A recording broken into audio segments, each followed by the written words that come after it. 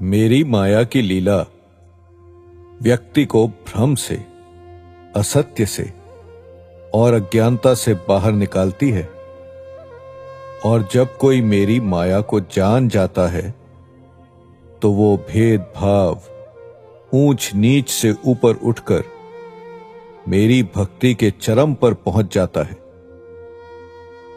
मेरी माया की लीला तो अभी जारी थी, पर आगे की माया लीला जानने के लिए तो ध्यान से सुनना होगा ना।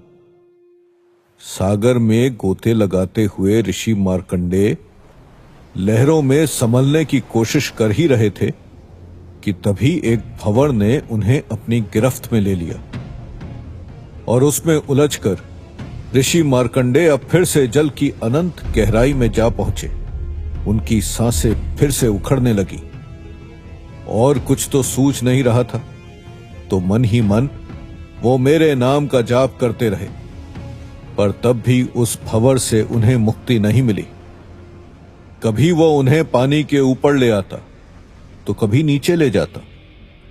ऐसे बहुत दिनों तक ऋषिवर उस भंवर की कैद में रहे और इसी तरह पानी में ऊपर से नीचे और नीचे से ऊपर होते रहे। भूख और प्यास ने मार्कंडेय ऋषि को बेहाल कर रखा था।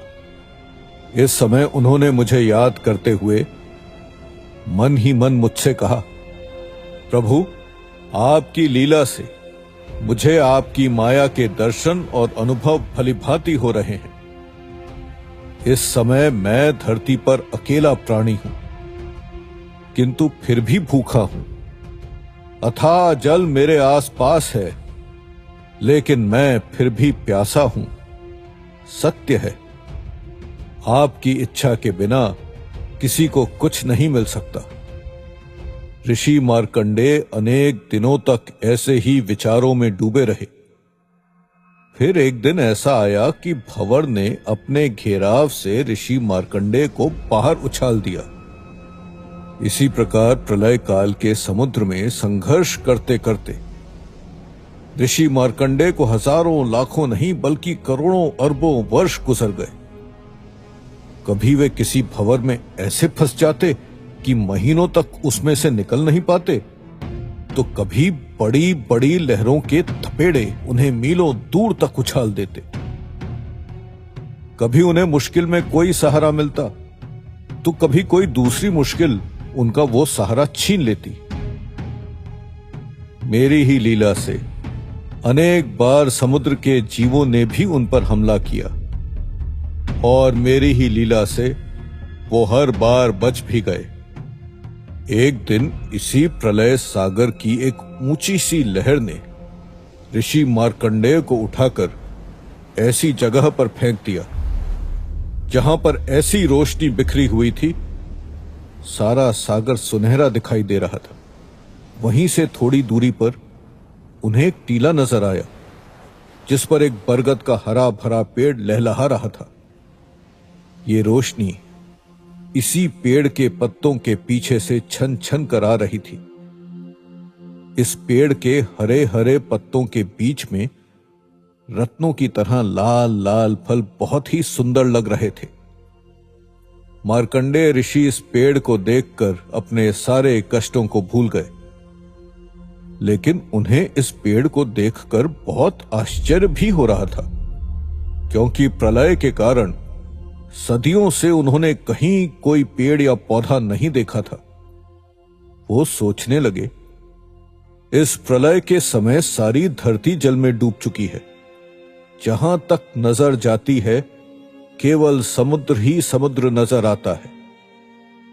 ऐसे में ये टीला और उस पर बरगद का ये इतना सुंदर पेड़ कहां से आया होगा। यही सोचते सोचते वो बरगद के पेड़ की तरफ बढ़ने लगे। थोड़ा नजदीक जाते ही उन्हें पेड़ के ईशान कोण यानी उत्तर पूर्व दिशा के कोने पर एक ऐसी डाल दिखी जिसमें पत्तों से एक बड़ा सा दोना बन गया था। मार्कंडेय ऋषि ने जब उसे ध्यान से देखा तो उन्हें समझ आया कि वो सुनहरी रोशनी उसी दोने में से आ रही थी। ऐसा लग रहा था जैसे उस छोटे से दोने में किसी ने शाम का सूरज रख दिया हो। ऋषि उस रोशनी से इतने आकर्षित हो गए थे कि किसी भी तरह वो पेड़ तक पहुंचकर उसका रहस्य जानने के लिए उतावले हो गए। उन्होंने पेड़ की ओर नजदीक जाने का प्रयास किया, किंतु अचानक तेज लहरें उठने लगी और उनका आगे बढ़ना मुश्किल होने लगा। लहरें रिसीवर को फिर से गेंद की तरह उछाल उछाल कर आपस में खेलने लगी, किंतु ऋषि का ध्यान तो केवल पत्तों से बने उस दोने पर था। लहरें जब भी उन्हें ऊंचा उछाल देती तब वो उस दोने में झांक कर देखने की कोशिश करते। तभी एक लहर ने मार्कंडेय ऋषि को बहुत बहुत ऊपर तक उछाल कर हवा में ही छोड़ दिया। ऋषिवर जब उस ऊंचाई से नीचे गिर रहे थे तब भी उनकी नजर उस रोशनी देने वाले दोने पर ही थी। इतनी ऊंचाई से उनके लिए दोने के भीतर देखना बहुत आसान हो गया। उन्होंने देखा कि उसके भीतर एक बहुत ही सुंदर नवजात शिशु लेटा हुआ है। यह शिशु मैं ही था। मेरे शरीर से ऐसा उज्जवल तेज छिटक रहा था कि आसपास का सारा अंधेरा दूर हो गया था। मेरा रंग सांवला था, लेकिन मेरा शरीर एक मणि की तरह दमक रहा था। मेरा सांवरा, सलोना और मनोहर रूप देखकर ऋषि मार्कंडेय की सदियों सदियों की थकान पल भर में उतर गई। प्रलय में फंसे होने के बाद भी मेरा रूप देखकर मार्कंडेय ऋषि के मुंह से मेरी प्रशंसा में पंक्तियां निकलने लगी। वो मेरे रूप का वर्णन करते हुए बोलने लगे, इस नन्हे से शिशु की छाती कितनी चौड़ी है, नाक तोते की चोंच के समान नुकीली है, सुराही जैसी लंबी घुमावदार गर्दन और धनुष के आकार की भौहें भी कितनी मनोहर हैं। बाल इतने घुंघराले हैं कि सुलझाते सुलझाते सदियां गुजर जाएं। कान शंख की तरह उतार चढ़ाव लिए हुए हैं, जिनमें अनार के दानों के समान लाल लाल फूल सजे हुए हैं। गुलाबी होठों की कोमलता के आगे लाखों गुलाब भी कम पड़ जाएं। तोन छोटी सी है, किंतु उसके बीचों बीच नाभि एक कुएं जैसी गहराई लिए हुए है। सांस लेते समय उस पर ऐसे बल पड़ते हैं जैसे किसी शांत नदी पर लहरें यात्रा कर रही हों। नन्हे नन्हे हाथों में बड़ी ही सुंदर उंगलियां हैं, जिनसे ये अपने कमल के समान पैरों को पकड़कर अपने मुंह के पास लाकर अपने पैर का अंगूठा चूस रहा है। मार्कंडेय ऋषि मेरे रूप में ही खोए हुए थे कि तभी वो वापस नीचे आ गिरे और फिर से लहरों की गेंद बन गए। पर अब वो सोच रहे थे कि इस प्रलय के बीच में इस पेड़ पर यह शिशु कहां से आया। मुझसे बात करने के लिए उन्होंने बहुत हाथ पैर मारे, लेकिन बड़ी बड़ी लहरों की पकड़ से निकलकर मुझ तक पहुंच पाना उनके लिए असंभव था। तब मैंने ही एक गहरी सांस लेकर ऋषि मार्कंडेय को अपनी ओर खींचा। मेरी सांसों के वेग के आगे लहरों का कुछ जोर नहीं चला। चलता भी कैसे? मैंने ही तो उन लहरों को और उनके वेग को रचा था। मार्कंडेय ऋषि लहरों को चीरते हुए मेरी तरफ बढ़ने लगे। मैंने उन्हें अपनी सांस से खींचकर अपने पेट के भीतर पहुंचा दिया। मेरे पेट के भीतर उन्होंने जो नजारा देखा तो उसे देखकर वो दंग रह गए। मेरी लीला से अब उन्हें वहां वही सृष्टि नजर आ रही थी जैसी उन्होंने कभी प्रलय के पहले देखी थी। मेरे पेट के भीतर उन्होंने स्वयं को ऐसे स्थान पर पाया जहां से उन्हें सृष्टि के रूप में मेरी माया साफ साफ नजर आ रही थी। उन्होंने वहां एक नहीं, अनगिनत अंतरिक्ष और ज्योतिर्मंडल देखे। कभी वे स्वयं को पर्वतों के बीच पाते, तो कभी समुद्रों के बीच किसी द्वीप पर अनेक युगों और कल्पों से बने काल और दिशाओं का भी अनुभव उन्होंने मेरे पेट के भीतर किया। उन्होंने देखा कि देव और दानव दोनों मेरे पेट के भीतर मौजूद हैं। उन्होंने वहां पंच तत्वों से मिलकर अलग अलग प्राणियों के शरीर और उनके आचार विचार को भी बनते हुए देखा। उन्होंने अनेक धार्मिक ग्रंथों की रचना मेरे पेट के भीतर होते हुए देखी। पर्वतों से उतरती हुई नदियां और झरने देखे। प्रलय में उन्होंने जो नगर, गांव और बस्तियां बह जाते हुए देखे थे, वो सब भी उन्हें मेरे पेट के भीतर दिखाई दिए। इतना ही नहीं, उन्हें पुष्पभद्रा नदी के तट पर अपना आश्रम और अपने शिष्य भी दिखाई दिए। यहां तक कि उन्होंने स्वयं को भी मेरे पेट के भीतर देखा। वो संसार जिसे उन्होंने उजड़ते देखा था, जिसके विनाश का उन्होंने अनुभव किया था, वो एक सच बनकर यहां उनकी आंखों के आगे था। मार्कंडेय ऋषि सोचने लगे कि आखिर सत्य क्या है। यह सृष्टि जो मुझे नजर आ रही है, यह सत्य है, या जो बाहर प्रलय मची है वो सत्य है। मेरे पेट के भीतर ही सारी सृष्टि को देखकर मार्कंडेय ऋषि ने अपने दोनों हाथों को जोड़कर श्रद्धा और प्रेम के साथ मुझे प्रणाम किया। तभी जिस प्रकार वो मेरी सांस के साथ मेरे पेट में आए थे, उसी तरह मैंने अपनी सांस के साथ उन्हें वापस प्रलय के सागर में छोड़ दिया। पल भर में ही मार्कंडेय ऋषि ने स्वयं को वापस अथाह समुद्र के बीच में पाया।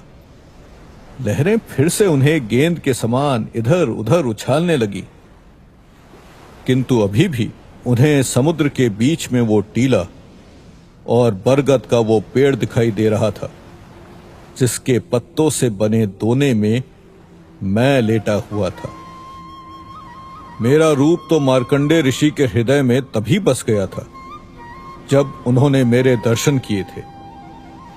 उसी रूप के मोह में वो फिर से मुझ तक पहुंचने का प्रयास करने लगे, और जब ऋषि मार्कंडेय लहरों से पार ना पा सके, तो उन्होंने अपनी योग शक्ति के द्वारा मुझ तक पहुंचने का प्रयास किया।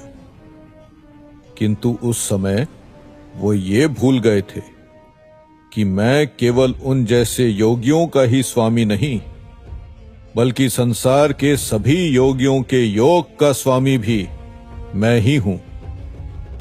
वो ये भी भूल गए थे कि जिस प्रकार उन्होंने अभी अभी सृष्टि को मेरे भीतर देखा है, उसी प्रकार मैं उनके भीतर ही निवास करता हूं।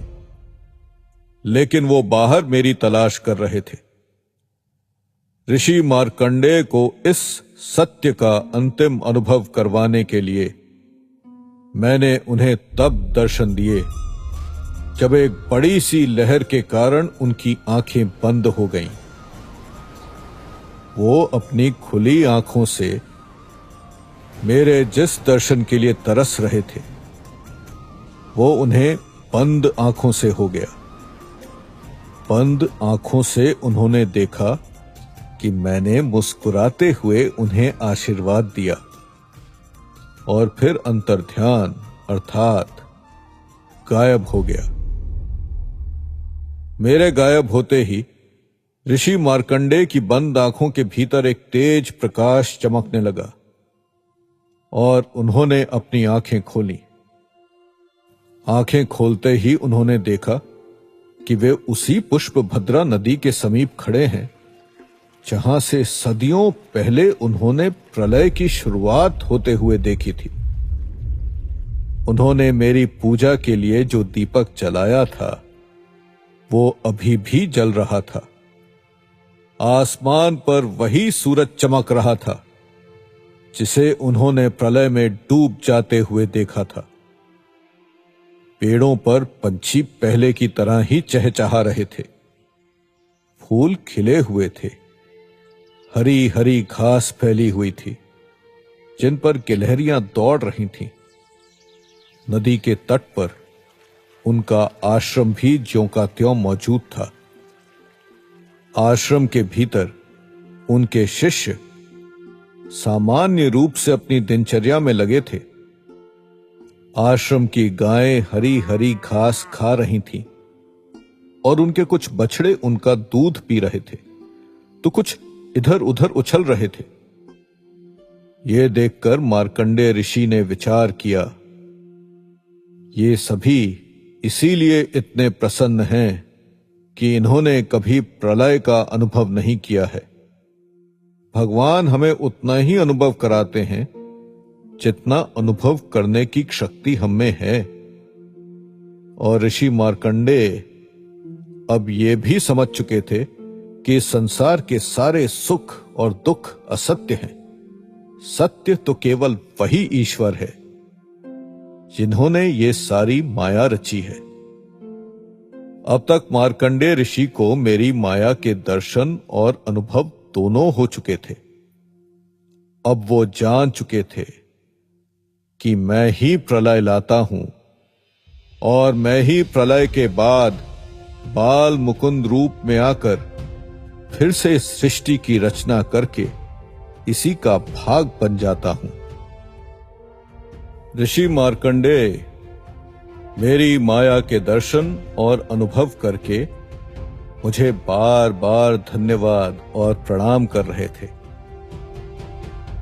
किंतु इधर गोकुल में मेरे द्वारा लिया गया यही बाल मुकुंद रूप नागलोक, स्वर्गलोक और गंधर्व लोक के लिए चिंता का विषय बन गया था। तब मैंने आंखें बंद की और सभी लोगों तक ये संदेश पहुंचाया कि अभी मेरे द्वारा लिया गया बाल मुकुंद रूप प्रलय का कारक नहीं है। मैंने तो केवल एक बालक की तरह लीला करते हुए ये रूप लिया है। मेरे द्वारा यह आश्वासन देने के बाद ही सारे लोग शांत हुए। लेकिन गोकुल वो इस समय बिल्कुल भी शांत नहीं था। यहां तो मेरे अन्नप्राशन संस्कार के उत्सव की धूम मची हुई थी। मैया और बाबा ने जितने अतिथियों को आमंत्रित किया था उससे कहीं अधिक तो पहुंच चुके थे और अभी भी अतिथियों के आने का सिलसिला चल ही रहा था। मेरे नामकरण संस्कार की तरह ही मेरे प्रेमवश अलग अलग गांवों से लोग बिना बुलाए चले आ रहे थे। सैकड़ों नर नारी और बच्चे इस समय गोकुल की शोभा बढ़ा रहे थे। सारे गोकुल को सजाया जा रहा था। मैया मुझे अपने सीने से लगाए हुए ही इधर उधर भाग भागकर सभी काम पूरे कर रही थीं। हमारे घर और आंगन में तो अतिथियों का जमावड़ा हो ही गया था, लेकिन घर के बाहर भी हजारों गोप गोपियां दूर दूर के गांवों से भी आ गए थे। इस पवित्र कार्य का हिस्सा बनने के लिए हजारों पंडित भी पहुंच चुके थे।